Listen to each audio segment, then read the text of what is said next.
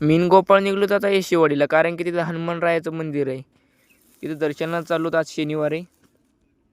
Best म्हणजे केस भारी दिसलेली. मग शिवाला घेतलं. शिवाला काय शटर लागलं गेलं, गोपीनं लावलं. मग काय शिवाला बसलं गाडीवर. मग तिघंजण आम्ही निघलो येशवाडीला पाथरी रस्त्याने. रस्ता पाक किती सुंदर झालेला आहे. आलो ती येशवाडीच्या फाट्यावर टर्न मारला. मग इथं बखळ गाड्या दिसल्या. मग आलो येशवाडीमध्ये, गाडी थांबवली, पेढा घेतला. मग पेढ्यावाल्याला पण घेतो ब्लॉगमध्ये. इथं हनुमानरायाची रांगोळीमध्ये बेस्ट पेंटिंग केलेली. शिवान मी तिकडे साईडला उभा राहून पाहू लागलो पेंटिंग ही. मग हनुमानरायाचं मंदिर छान दिसलेलं बेस्टपैकी.